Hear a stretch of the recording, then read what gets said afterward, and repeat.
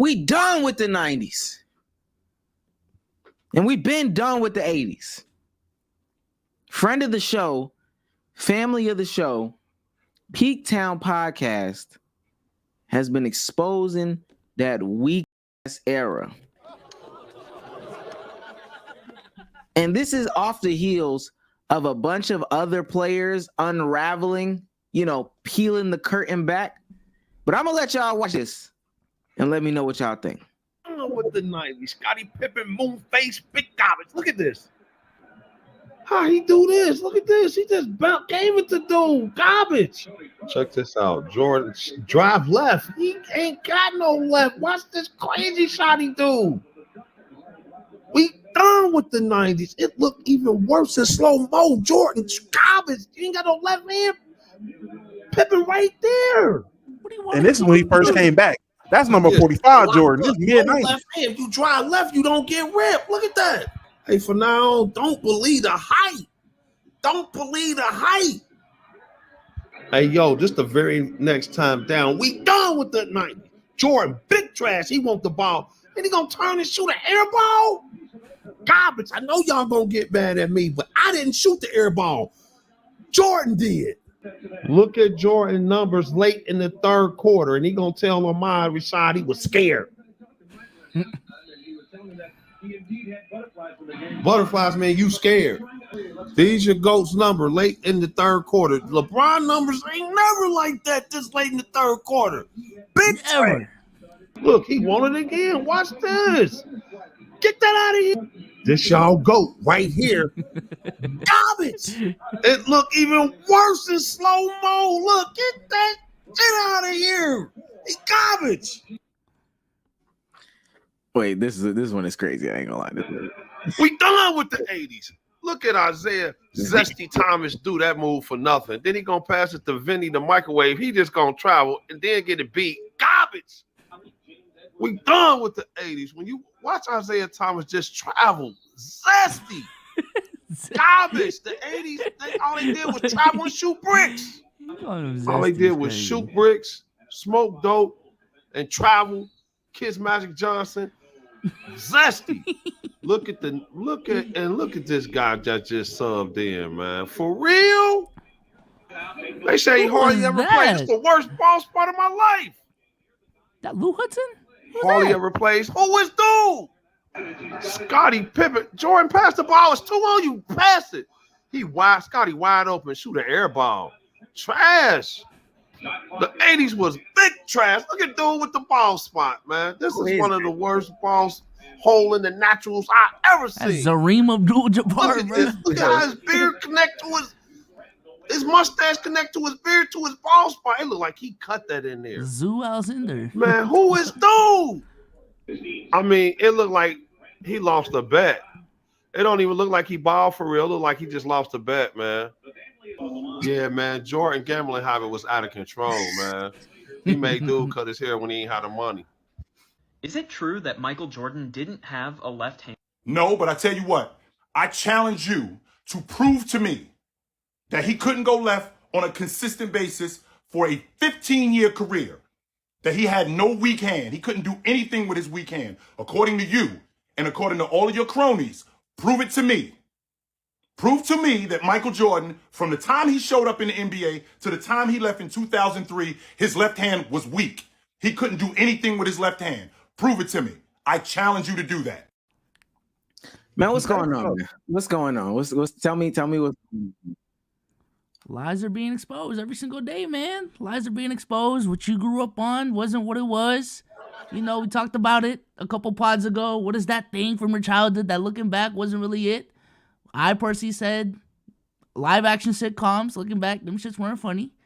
And, looking back, maybe the 80s and 90s weren't the golden age that a lot of y'all made it out to be, man. Next up, 2000s, though. You are up next, buddy. You are next up in the investigation. I know that's right. So. And they're already calling the defense trash in this era. We're getting ahead. We're done with the 2020s. I'm starting that shit. Yes. What's going on here, man? Just a lot of realizations are setting in. A lot of these games, tape delayed, not on, in the archives of the archives.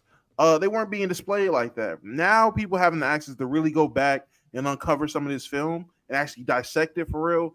You will start to see a lot of these things that the older cats are just ignoring or glossing over.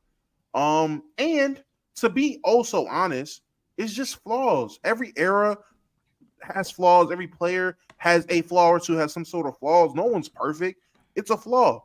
I'm loving this resurgence of we're done with the 80s, done with the 90s, because now these people are basically being caught off being hypocrites. Because I brought this up on PC and a point was made. When we talking about players we're done with in the 90s, whatever it is, we start pointing out flaws of Jordan can't go left, Barkley can't go left, whoever can't go left or can't do this, can't do that. Oh, but he still won. He was still great. He still did this. But you fast forward and we talk about early LeBron not having a jump shot, and I tell you, oh, but he still averaged 28, 29 points with no jump shot. Still, how great can you be if you can't do this, that, and the third? You're starting to expose these guys. You gotta have the same energy. Guys can have flaws and still be great. Guys can have flaws, you can point it out. Yeah. And I'm just loving it. This is the start of it. This is the start of uncovering that truth. I think both are stupid, to be fair. I just want to put it out there.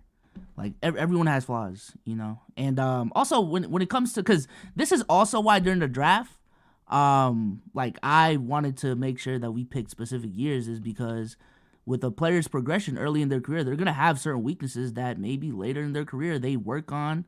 They get exposed in the playoffs on the biggest stage, and then they work on it. So, like, for example, LeBron, the fact that people were making him shoot in the late 2000s when he was choking it up, that was a weakness that was exposed. He learned from it, and by 2012, 2013, he had a really good post game. You couldn't just leave him open, and that turned into prime LeBron. So, I mean, same thing with Jordan. So, but a lot is being exposed, though. I will say a lot is being exposed, and I'm glad he didn't just keep it on MJ, man. You know, he kept, you know, he was attacking the Celtics. He was attacking the Pistons. He was attacking the Pacers. He kept the same energy throughout the whole era, so I like it. I wanna say, because last podcast when I talked about the Heat thing, and somebody was like, Damo showed you Michael Jordan doing this, that, and the third, and you just you moved the goalpost or whatever the case may be. That's clear evidence, and you can go back, and I encourage people to watch Peak what's his name? Peak Town Podcast? My bad. I encourage y'all to watch his YouTube channel to see the footage that's there. I'm gonna play a couple more clips, but like it was known. B-Soul's reacted to a couple more things. Like the word was out on MJ. Send him left. If he's Isaiah Thomas said, if he's on the left side, send him left. If he's on the right side, send him left. If he's at the middle, send him left. If he takes 2 dribbles, he's gonna pick it up. He about to shoot that motherfucker. It's been out there. It's been exposed. And what's crazy is we talk about it all the time. We concede it. I don't know why this is. Maybe the manner. You don't like the manner that, you know, people are delivering the message. But we talk about it all the time. Those generations in those eras were less skilled. But if you don't like the way that somebody's saying it, change your tampon. I think that's part of the problem, first. And 2, get a grip. I said that me and Sage talked about AI a minute ago. I put it in my right hand, and the only thing I could do was cross with my left. I would have to do it on TikTok. Side the backboard and use my right. I ain't want to dribble with my left, nothing. You know what I mean? I was, and yet they would still fall for it because you make it the way you do it. You making that person. You got to make it look exactly like you going that way. Not Allen Jaylen Brown. 2 dribbles. He's coming back. 2 dribbles, and the motherfucker is coming back right. When he gets into the lane, he's finishing right. It's as simple as that. It's as simple as that. I want to go to another one. I talked about this last podcast, but I didn't find it, but I found it now. It's easy to find these things. Sometimes you just got to look for the footage. It's not that hard to understand the difference in eras, right? So at my heaviest, when I was in Indiana, I was 273. This is ex-pro player David West.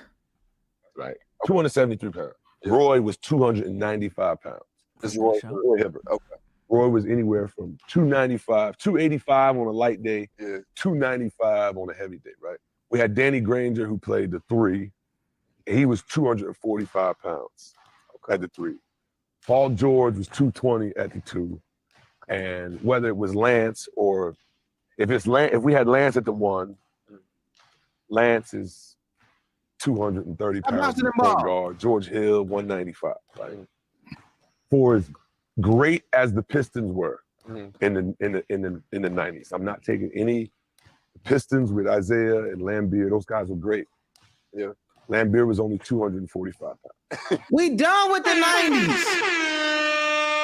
We done with the 90s. That nigga is a small forward point, and you think that that's the guy that's gonna get physical? With somebody talk about body up sliders. Let him go. Let him cook. Well, nah, that's fact. You understand? Like, Yeah, Rick that's Mahorn true. was 250. Yeah. Right? Yeah. On the Knicks with Anthony Mason and Oakley, those guys were super tough. Xavier McDaniel, Mace was 245. Patrick was 235. Right? So physically, there was a time in the NBA where, like, Memphis, for instance, when Memphis had Zebo and Gasol, you're talking about 275 at the power forward and center. You know, you're talking about you're talking about just bigger, stronger people. So, man, we done with the 90s, man. They told us they was big, they had the size, and I get it. You know, when you a young kid and your dad is telling you these stories, you got big eyes, you got your listening ears on, and it just sounds great, so you just eat it up. So your dad's telling you about MJ, your uncles is telling you about MJ, your dad used to take you to the barbershop on Saturday, you spent 3-4 hours at the barbershop, you only had this much head, you had a sprinkle of hair on your head, y'all spent 3-4 hours talking about MJ. Cut the TV on, old dusty ass Michael Wilbon is up there sucking MJ's dick, right? So is Skip Bayless and all that. They doing that. And you never really look into the shit. You never really look into it. And then now that we older with the visibility, we looking into it. We are genuinely looking into it. Think about it. Think about it this way. Think about what I'm about to say. Think about this, what I'm about to say. Y'all grew up in San Diego, Southern California. Your dad is from San Diego, Southern California. Nigga, he saw MJ maybe when the Bulls played the Lakers. That's it. He wasn't going to no games. So whatever was coming through the pipeline, he was picking it up too. He was believing that bullshit too. It's folk tales. What's his name? John Henry, the nigga with the big axe, Johnny Appleseeds. That's all it is. And mind you, hey, we chuck it up for Wilt and them. We don't really get into it. Bill Russell, we might make light jokes here and there, but oh yeah, okay, champion. But it's understood that the skill gap isn't there. It's an understood thing. We need to bring that to the 90s and the 80s now. Like B-So said, we're moving up and up and up. We need to bring that just blanket understanding that, hey, the 90s was garbage, and just cover that. And like B-So said, we coming for the 2000s next. I just want to make clear, I personally still think MJ's a great player, but the weakness was the weakness. That shit was exposed. I think every player got weaknesses. When motherfuckers are just in denial about Jordan's weaknesses, I think that's when it becomes a problem. But hey, like I said in that TikTok, bro, it's like the jokes are fun. Like I like being a part of the jokes, but all I'm seeing is how much do you really need that offhand for real, man? Jordan didn't need it. Magic didn't need it. Stockton didn't need it. Jaylen Brown didn't need it. Allen Iverson didn't need it, man. That? Oh no. I'm just saying, man. If everybody else, mind you, that's the top. So if everybody else is worse than that garbage, you might be right. They definitely don't need it. Because I tell you one thing, B-So, when I'm playing with my little cousins on the little Tykes rim, I don't need that shit either. And that's what it was for a lot of them. When you playing against garbage. I mean, I just brought up Jaylen Brown too. I mean, but don't you think that's a I'm not gonna say a product. Don't you think that's one of the things that led to at least an era of people coming up believing genuinely or just getting by on relying on athleticism, relying on God-given talents? Like, wouldn't that point to why these foreign guys are coming over more touted, more skilled, because they're addressing more things at an earlier age? And now we picked up on that, and that's why we have these American kids looking how they do now compared to back then. You grew up idling Jordan. When you did see Jordan, that nigga wasn't going left. And you knew if I grew up on Jordan and Jordan not going left, I'm playing with AI and AI not going left, the niggas under that aren't going left either. Like that, they just rely on speed, athleticism, being able to jump over everybody to not go left. It took an era of people being like, maybe you do need to put the ball in both hands. It took somebody like Rod Strickland to be connected with his friend, and now his son is with the ball everywhere every day. It took a Jamal Crawford just keeping the ball. I don't really practice. I'm just doing dumb shit by myself. It took Jason Williams coming through. I'm just doing dumb shit by myself. It took Chris Paul and guys like that coming through to be able to do it everything. And I'm not saying that those guys were the reason, but it took exceptional people like that to change it for a new era of people. Yeah, no, I agree. The reason why I just wanted to say that was I'm just staying consistent with my take on like the whole bag conversation. Do you really need a bag? And my take with that has always been, my priority is production.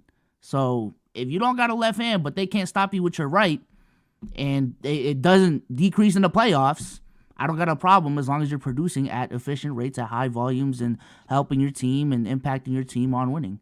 That's fine. Today it would change. Today he would be less effective. Yeah. Today and there's nothing wrong. Two things can be true. Yeah, there's nothing wrong with that. If he's garbage, he's garbage. You understand what I'm saying? If he's trash, he's trash. But today, we wouldn't let somebody with the skill of MJ, because mind you, and I was gonna say earlier MJ, but we just seen him when he came back, right? That was 45. Especially earlier MJ, we would not, somebody with that type of skill at the guard position could not make it that far. Yeah, I mean, I agree. I feel like a lot of older players would be less effective in today's era. So I agree. I mean, I've always made a distinction between best and greatest, anyways. And like these conversations just make that clear, bro. Just compare how these players dominated relative to their era. That's what greatness is about, I feel like, a lot of times. And when we have these most talented, best conversations, then that list is looking completely different. So somebody said I disagree. I'll send the shit out right now. Well, all I'm gonna say, based on what I've heard in this situation, is I'm very shocked that y'all entertain this stuff, man. Because to be honest, I mean, granted, we probably trolling, or no, we seem serious, but for the most part, my thing is, man, the NBA is special. It's the only fandom that don't like nothing. All right, the 60s, you weren't born, too old, who cares? Segregation hoops. The 70s, popularly, if you disagree, cool, but popularly seen as the worst era in history. The 80s and 90s, y'all are literally saying forget about them. The early 2000s didn't shoot as well as the 2020s and 2010s. 2010s was the super team era, and in this era, nobody plays defense. I mean, my God, y'all niggas might as well just go watch hockey. Like, watch football, watch baseball. Y'all like nothing. Y'all dead hate every fucking era. Just watch a different sport, bro. Basketball sucks is what I'm learning. Sage, I think the problem is, and I feel this way. Basketball is probably, and I'm not deep into all the other sports to know the conversations. I'm not in the baseball spaces, in the baseball playback rooms, in the baseball, locker rooms and all this stuff like that. But basketball seems to be the only sport, and this has been this way for a minute. So there's been a lot of people who are LeBron James fans, especially, have had this gripe. Basketball is the only sport where evolution can exist, where things can't get better. Oh, can. I thought you said can. Which I mean, they can. We always have these conversations. Oh, no. For us, yes. But for the media and the narrative pushers, it's always been, such and such is no George Mikan. He's no Bill Walton.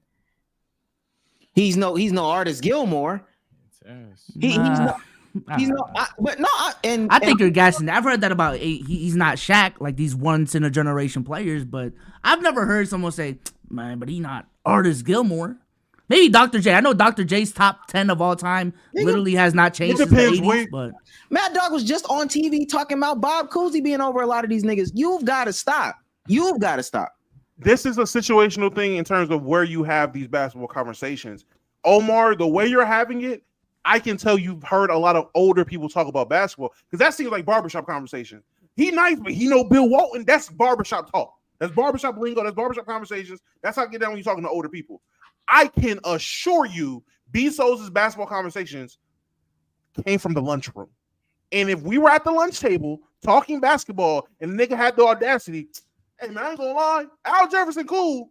He ain't no Artist Gilmore. Pot to the face. Who is this nigga? Get this nigga away from the table. He ain't who? Tree Rollins. What?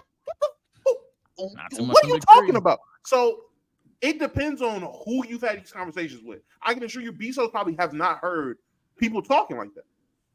Also, Mad Dog. I mean, I know about Mad Dog, but there has not been a second where I've taken Mad Dog seriously. So, and a lot of people that I know don't take him seriously. And again, so both things what you just said can be flipped on you. I understand because I feel like we have better basketball conversations than the other people. But there's a large majority of people that consume the Mad Dog conversations. There's a lot of people, that consume this. There's a lot of people that believe this and go out and they spew this. And it's not, again, Mad Dog isn't the only reporter to do such things. Go back and read some of Jackie McMullen's shit. Go back and read some of Jack Ryan's shit. I'm talking about when these niggas was writing for the papers. Mind you, this is an era where they can't consume a Bezos. That paper is the only bit of basketball knowledge that they're going to get, besides either listening to it on the radio for their local team or potentially catching it on TV, depending on the year. When you said basketball is the only sport where players aren't allowed to evolve, I took that as the conversation right now. And the conversation right now is completely different than what it was 20 years ago.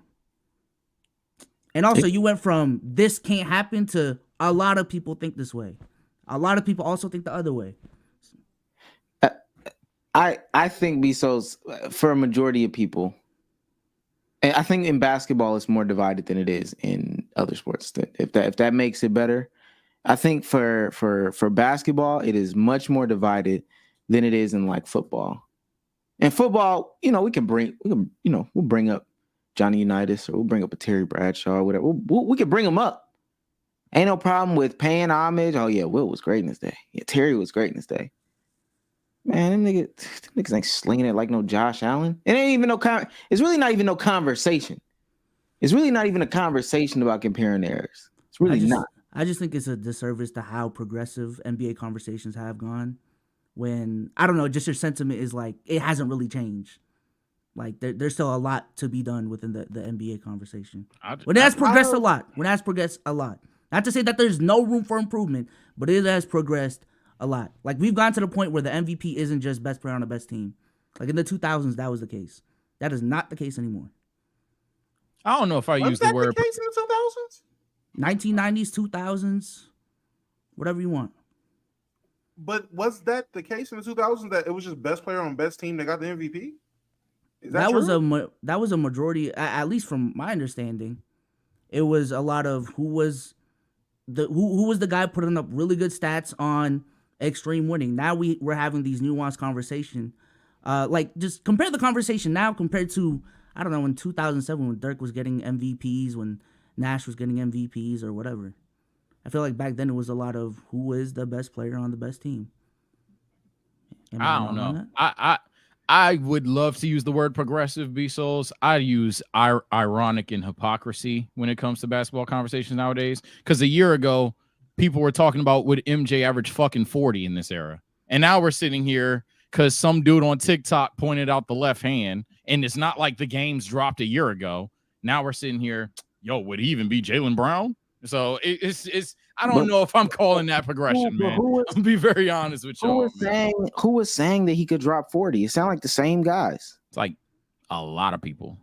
Like a ton. I mean, It's I'll pull up YouTube videos, I guess, but I remember it being the old niggas saying that he would drop 40. yeah, a lot of old niggas, a couple of young niggas, pretty much anybody that believed that Michael Jordan was great, again, prior to this month, was of the mindset that, oh yeah, MJ in this era is averaging like 35. Kobe in this era is averaging like 38. Like that's not a foreign conversation. I don't even think I'm pretty sure we've had that conversation. What I'm saying is those are the narrative pushers, Sage. Those are the old narrative pushers. Michael Wilbon would have a conversation with damn, what's buddy name? What's white boy name? That's across from Michael Wilbon.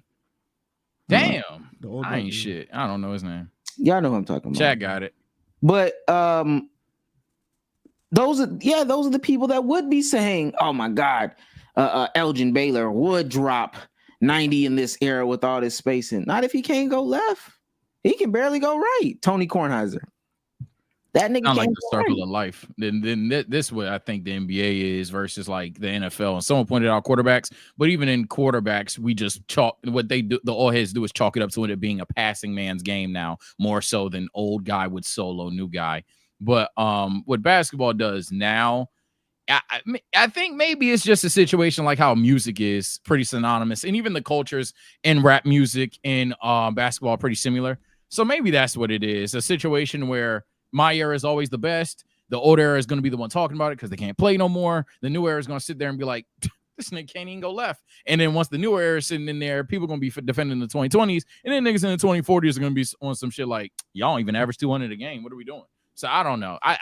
It's something. Maybe I'm not the guy to point it out. Maybe I need to spend more time. We are live, of course, but it's something that's way the fuck, and we can all agree here, way the fuck off about NBA discourse. Because at the dumbest decimal, conversations about 90s basketball change in the 2010s, and then they inverse back to what they were in the 90s and the 2020s, and then by the 2030s, I guarantee you we're gonna go back to how Michael Jordan would average 50. So it's just so ironic and weird. I don't know what it is. I still think Jordan could average 30 in today's league, but maybe not 40. I don't know what the motherfucker would average because he was in the 90s, and the 90s sucks. Oh, I ain't your friend, old heads. I hate all that old shit. If I weren't born to see it, I don't care about it. But what I don't do is, point out lowlights and shit. Like people gonna do this to Bron. So people gonna do this to Bron. They were doing that with Bron in 2018 with the whole defense shit. Yeah, I don't know any sport or anything pop culture related where the new era pays homage, respects the old era, and the old era respectfully releases the reins of what used to be and praises the new game or new era for being better, more whatever it is, or just giving them their flowers. No matter what it is, it's everything has nostalgia with it. Whether it's media, whether it's music, whether it's TV, movie. When I say media, TVs and movies, whether it's music, whether it's sports, whatever it is, that is always going to be the conversation. No, that's not the case in movies, but it's a lot of actors that give praise to, especially because I think they give more praise because they're doing shit differently. They're giving a lot of praise to the young people. Well, I was talking more so fans versus the actual professionals. Oh, I was about to heavy disagree. Yeah, I was talking about the fans. I was about to say, look, I hate to be a football merchant, but you had to show me maybe an outline clip. Most of the football niggas literally go for quarterbacks, passing man's game, and then they'll get whatever the shit off. Everything else, they'll always be like, yo, don't hate on this young brother. No. Football is like the sport that is actually kind to the past and future generations. I'm talking about fans. I'm talking about fans, okay. The casual fans, diehard fans, the people having these conversations like we were thinking of. I know Omar was speaking more so of the entities that was in charge of spreading the message, and then people would just run with that. So if you had a biased person, if you had Skip Bayless in the 80s or 90s, and he was in charge of that region's paper or that region's ability to whichever like intake their sports intake. If it came from Skip Bayless,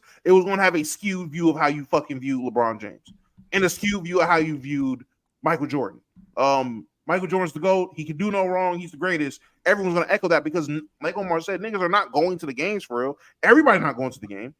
Like everybody's not going to the game. Niggas are not watching every game. Hell, nowadays people have the access to watch damn near anybody play and choose not to. Back in the day, niggas just couldn't. Like you couldn't watch everybody. You really could. You barely could watch your team play to keep it hot. It was hard to find your team playing any given night, depending on where you were at. And that's what I've been trying to tell people, because especially if you talk about the TV contracts and stuff like that, dog, y'all was not watching these games. Y'all was not watching these games. We might be getting to a point where maybe it's too much on TV, so people aren't watching it now. But like it's a better thing. But people are definitely watching more games now because it's easier to watch games now than it was to watch games back in the day. It just that is literally factually true. And it's amazing. It's amazing that people can't see this when it comes across the board. You know, I'm gonna try to slide like some women's basketball into this, but when you put it on TV, people will watch and people will become more knowledgeable. People will start to appreciate more. These things are no longer Aesop's fables. People can understand the game more, and people can have better conversations about these things, as opposed to, oh shit, MJ's got to be MJ was going left, right, up, down, side. Oh, he was just taking on a whole team. And when you watch it, that don't be the case. That don't be the case. Let me play this little bit of Wilt real quick. Our guy. Our player who's bitter about having missed the window of opportunity. Right, There's all that. It's Chumperlane? I'm not bitter. I'm really sad. You know what I'm saying? That I missed a chance to make all that money that they're now making. But no, I'm not bitter because I think that I played in the golden age. I think that I played when athletes really, truly loved what they were doing. I think basketball was at its peak as far as the game being played correctly, technically, and for love, as I see it. And I'm very happy to have been a part of that. And I am not bitter. I'm a sports fan. I watch everything you can possibly watch. There are many great athletes out there and many people who are playing who feel the same way as I do. But there are too many out there who only are interested in making that buck. But I don't see that basketball is necessarily crumbling when you talk about some of the problems. But before we take the break, in your book, Who's Running the Asylum, you talk about a number of issues. Are there any solutions that you can rattle off? Yeah, but when I say crumbling, you mean to think it's disparity? There's 8 or 9 teams out there last year who played 300 ball and less. I've never seen that when I was playing. If that's not crumbling, I don't know what is crumbling. You understand? So yeah, there is a way to have a solution. When you have new teams coming to the league, give them a chance to have better people on their team. They have a grab bag situation, which they throw in 3 or 4 worst guys from each team into a grab bag, and one guy is picked to be on each of the teams, the new teams. Well, how about only being able to hold 5 guys back on each team and give something good in that grab bag, so the new teams can start off with some good players. And that's one way to solve some of the problems of non-parity which you have today. All right, we'll continue talking with the 9 teams. That 300. What year is this? 97. Mm-hmm. He must be talking about expansion. No. When he's saying 300 ball, I think he's talking about win percentage. So yeah, that's what I think he means. Oh, okay. Under 300, 19. Which is crazy. 19 on. That's insane. That's insane. That's a lot. Now, mind you, it's 96. I think that's when Mike and them went 72 and 10, though. And I've said that too, though. Man, we done with the 90s, man. Garbage. We done. I was never with old basketball that I didn't see. I just think that y'all fans are hypocrites as fuck. And can I point out, which is super odd, how every era thinks that their era cared more. Like you let niggas tell it today. The niggas in the 90s cared about basketball. They were hoopers. What was going out? We ain't had no social media. We wasn't streaming and playing video games. We was in the gym. Yeah, Will Chamberlain, the niggas in the 60s cared more, and they was dealing with fucking Jim Crow. That's crazy. Like, that's insane. Yeah, they had other things to care about. You let Wilt tell it. Oh my God, these niggas today making too much money. Hey man, they don't love it like we did back in my day at Chuck Taylor's. So are niggas lying? Like, or is this a natural occurring thing of everyone's era because of nostalgia? You're gonna feel like is the best era. Like in 2045, 2050, I promise you. I don't know what the game is gonna be, but people are gonna look back and be like, I ain't gonna lie, man. Niggas like Al Jefferson made all NBA. Al Jefferson, what were the 2010s? Like that's gonna be the conversation. And they're starting it with 2016 already. I don't know if you know. That's how evolution should work, though. In my opinion, personally, for real. Man, let's start eliminating people. Can't be the 60s. It was the first iteration of basketball. Can't be 70s. Everybody says it's fucking weak. They're out of there. Yeah. I'd say get this year the fuck up on out of here. Everyone from every era complains about the defense. Get this era gone too. So we got 80s, 90s, 2000s, 2010s. Sound about right. All right. I ain't see the 80s. So for me, you're done. Let's see. 90s, 2000s, 2010s. Where was I born, right? 2010s had super teams. Pissed me off. Get out of here. You're done. All right. Wow. Where was I born, huh? Ironic. Let's see. Gun to my head, man. Be saying 2000s are dog damn, shit. but the 2000 niggas couldn't shoot the ball. 2010s had no great big men. All people are going to do is you're going to pick whatever era you grew up on. It is rare to find a person who grew up. It is so rare to find a person who grew up watching. Let's say somebody grew up watching 70s and 80s ball, and they are die hard about today's game. It is hard to find that old head. That old head is hard to find. They'll just I couldn't stand that shit back then when I was 17. This shit was awful. Now, this is what I wanted the game to be. That nigga's an anomaly. Just like now, it is going to be hard set for you to find somebody between the ages of 26 to 17 that'll be like, nah, I grew up with the 2000s and 2010s ball. There's something about that grain on the 80s film. I just love it. Like, no. The short shorts. It's not. I just love it, man. The complexities and the simplicity. Like, no one is doing that. They're going to revert to what they grew up on 9 times out of 10, or what they perceive as good ball going forward to a reasonable extent. At a certain point, niggas, when they get 40 and 50, I don't know if it's just instincts. I don't know what it is.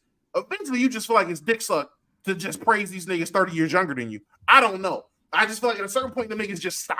Like, it's just like, all right. I'm 59. How much can I tell you about LeBron James Jr. being this great? Like that shit just gonna end up stopping. I just hope I'm a progressive old nigga in the sense of like, hey man, the young bucks doing it different. I hope I'm a progressive, because even right now, if it weren't for like the defensive issues, which anybody says it's not okay, but yeah, if it weren't for that, I'd argue even it now. But it's whatever. But I think that's the thing. A lot of people in everything, not even just sports, can't accept when the best product is the product they have currently. And then simultaneously, it's a pendulum. There's people that can't accept, yo, you are living in some bull. You're like, you are living in some absolute bull. I promise you go back 5 years, even you'd see a difference. So it's just human nature at the end of the day. I'm gonna keep calling y'all hypocrites more than anything else, because this shit's nasty.